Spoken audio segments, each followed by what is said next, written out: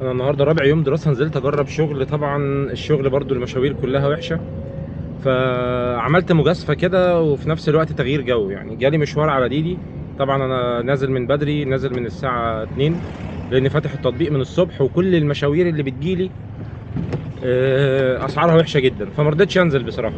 يعني زحمه وقرف وبتاع، وجربت يومين كده الواحد بيروح من غير فلوس. فالمهم ربنا كرمني كده، جه مشوار رايح جمصة من وسط البلد، من عند من حي الظاهر. المشوار 189 كيلو، فهو كان حاطط 1050، انا حطيت له 1250. المهم ان هو وافق.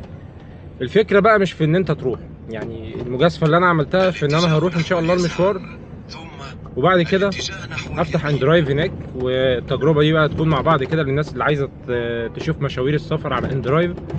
هفتح ان شاء الله اندرايف هناك، ونشوف بقى في حاجه هتجيبنا من جمصة ترجعنا تاني، ولا الموضوع هيبقى صعب. وفي نفس الوقت بقى وصلت دلوقتي جمصة الساعة 8:30. المشوار كان عامل 189 كيلو، خدته في 3 ساعات وربع، وعامل 1260 جنيه. فهنزل اكل لقمة بقى دلوقتي عشان انا جعان، وبعد كده نلف في البلد شوية نتفرج عليها. وانا بالنسبة لي كده كده يعني انا طالع وعارف بنسبة 70 80% او 90% ان انا مش هعرف الاقي حاجة ترجعني من جمصة للقاهرة. بس انا بقالي فتره كنت عايز اروح جمصة تغيير جو، فهنلف لفه في البلد كده، وفي نفس الوقت برضو تبقى التجربه. البرنامج هيبقى شغال بقى اندرايف هنا ولا لا، دي شغال ولا لا، مشاوير السفر دي كويسه ولا وحشه. ده اللي هنعرفه دلوقتي بقى لما ننزل بعد ما ناكل ونفتح التطبيقات كلها، ونشوف هنلاقي حاجه ترجعنا القاهره ولا هنقضيها فسحه ونرجع فاضيين. خلصت اكل الحمد لله. طبعا ما ينفعش نمشي من غير ما نجيب مشبك. وهطلع بقى دلوقتي على نشوف الكورنيش، عشان بقالي كتير ما اتمشيتش على الكورنيش هناك.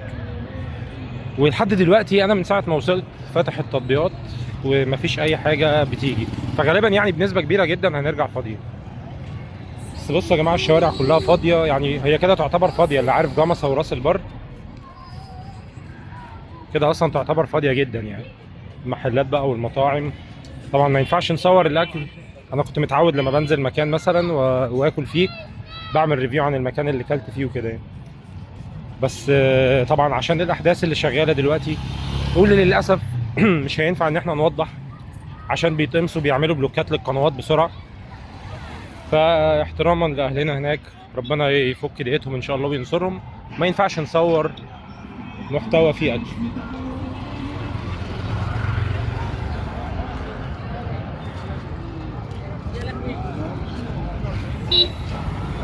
الشوارع كلها فاضيه.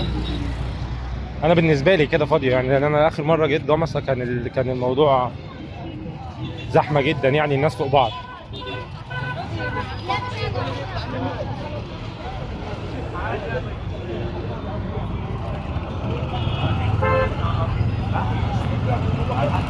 نطلع على البحر بقى. ده شارع المطاعم بقى والمحلات، والمفروض ان ده الممشى يعني. كل دي محلات ومطاعم.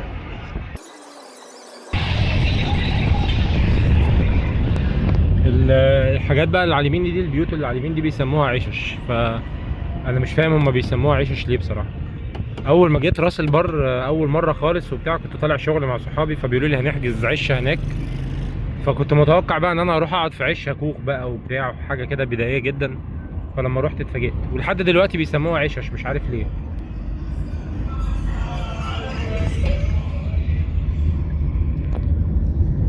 انا في الكورنيش، والجو هنا على الكورنيش تحفه وهادي جدا. البحر جوه اهو، بس طبعا مش هنشوف اي حاجه. دي الاجواء يا جماعه في شهر 9، اخر 9 بالظبط. الدنيا هاديه على الاخر.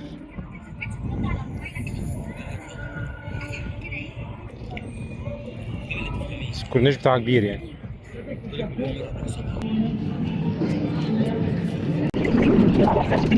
طبيب هتجرب السكيت ولا انت كلاون ولا ايه؟ ايه الافلام دي؟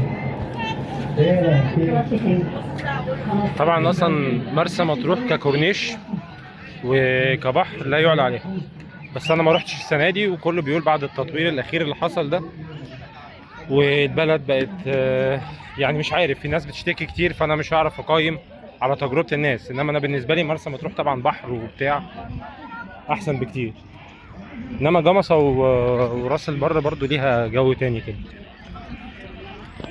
كده انا اكلت واتمشيت ولفيت في البلد شويه ونزلت على الكورنيش، لكن واضح ان ولا ديدي ولا اندرايف ولا اي تطبيق من التطبيقات شغال هنا في جمصه. فعشان نكمل التجربه دي صح، انا كده كده نازل على القاهره، بس هناخد طريق المنصوره. ممكن لما نقرب من المنصوره يكون في شغل هناك ونلاقي اوردر مثلا ينزلنا القاهره، او بقى لو ما لقيناش يبقى ننزل فاضيين، وتبقى كده تجربه السفر في اندرايف في خط بقى المنصوره وجمصه والكلام ده مش شغال حلو للقاهره.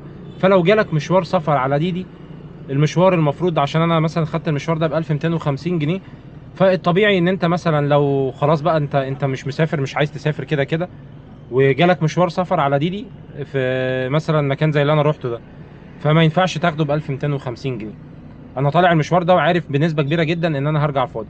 طيب مشوار زي ده عشان انت هترجع فاضي يتاخد بكام؟ فالطبيعي لما كنت شغال في تاكسي العاصمه كان المشوار بيتاخد مره ونص. يعني لو حد مثلا واخد عربيه، كان وقتها في 2009 كانت العربيه بتطلع اسكندريه ب 600 جنيه، وكنا بنحسب 300 جنيه كمان، يعني 900 جنيه رايح جاي. ليه؟ لانه هيرجع فاضي، فكنا بنحسب نص المشوار الراجع على العميل. فهي نفس الفكره، لو انت هتطلع مشوار زي ده، المشوار ده ما يقلش عن 2000 جنيه. وطبعا لو انت طالع مشوار زي ده مخصوص، مفيش اي حد هيطلع مشوار زي ده ب 2000 جنيه. اللي بيستخدم برامج السفر او اللي بيستخدم اندرايف تحديدا في السفر، بيبقى حد خلاص من المحافظه اللي هو رايح لها. يعني مثلا حد نازل ناحيه جمصه، المنصوره، نازل اسماعيليه، بورسعيد، نازل ايا كان، فبيفتح اندرايف على تطبيق السفر وبياخد باي سعر وبيسافر. طبعا دي ميزه لبعض الناس، وفي نفس الوقت بوظت الشغل على شركات السياحه وعلى الناس اللي معتمده اصلا على شغل السفر، وخلت الاسعار كلها زي ما انتم شايفين كده. خلونا بقى نطلع على المنصورة، ولو لقيت حاجة هعمل لكم فيديو اقول لكم لقيت حاجة ننزل بيها، ولو ما لقيتش حاجة يبقى كده خلاص عرفنا الفيديو هيتقفل على 1250 جنيه. كنت عامل 250 جنيه في القاهرة. وصلت المنصورة واقف على الطريق، بس هو في اوردرات، بس المشكلة بقى ان الاوردرات كلها زي ما انتم شايفين كده، يعني يوم الخميس كلها بكرة، معرفش هتبان ولا لا. ده مثلا الخميس يعني يتحرك بكرة الساعة 12، كلها بكرة الصبح والظهر، ممكن عشان دلوقتي الوقت متأخر.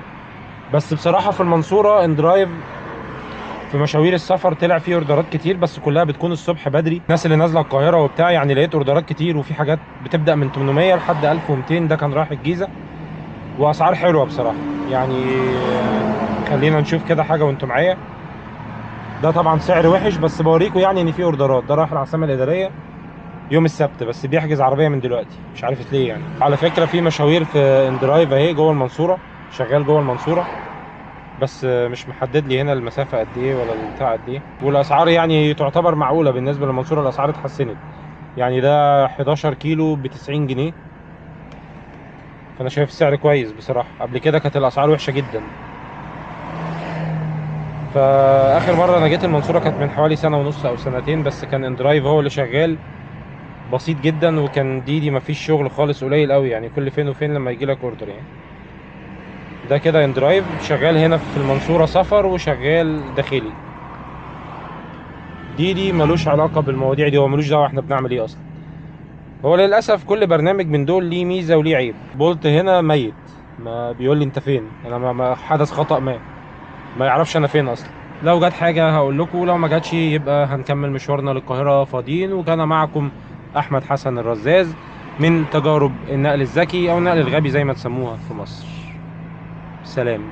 جالي اوردر من المنصوره نازل القاهره ب 750 جنيه رايح المقطم، ففرحت وقلت الموضوع تمام وبتاع بدل ما انزل فاضي، فالدنيا زي الفل وقبلت المشوار.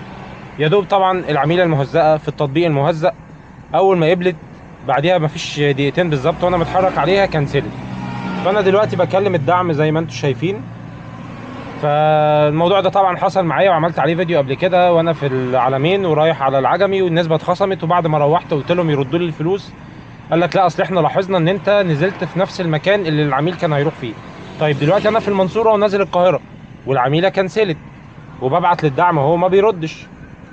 فعلى ما يرد عليا الدعم انا مش هفضل قاعد مستني في الطريق، فهنزل على القاهره. طبعا المشوار اتخصم منه 80 جنيه، وبنسبه كبيره الشركه ما بتردش الفلوس دي في مشاوير السفر. وفي عملاء واخده الموضوع ده تهريج وبيقعدوا بقى يهزروا ويعملوا مشاوير وهميه والكلام ده. فانا شايف كده الموضوع بصراحه مقرف جدا، واندرايف بقى يعني تخطت مرحله ان هي بقت شركه حقيره لموضوع ان هي بقت شركه بتنصب على الكباتن. يعني ده كده الموضوع دخل في سرقه ودخل في نصب. لما يبقى مثلا مشوار سفر تخصم مني النسبه وما تردليش الفلوس وتاخد نسبتك مقدم، فالموضوع ده كده عايز وقفه. وانا من النهارده ان شاء الله لو الفلوس دي ما رجعتش وهبعت لهم مره واتنين، لو ما رجعتش الله الغني، بس هعمل عليهم فيديوهات باذن الله يوميا اوعي الناس من مشاوير السفر، وان اندرايف مشاوير السفر فيها كلها او بنسبه كبيره لو العميل كنسل فلوسك راحت عليك والنسبه راحت عليك. فتخيل بقى لو انت مثلا شاحن ب 400 جنيه ولا ب 500 جنيه وثلاثه منهم كنسلوا على ما تاخد مشوار، فانت اتخصم منك كام؟ فهنشوف بقى الدعم هيرد علينا امتى. انا بعت لهم ومستني الرد اهو.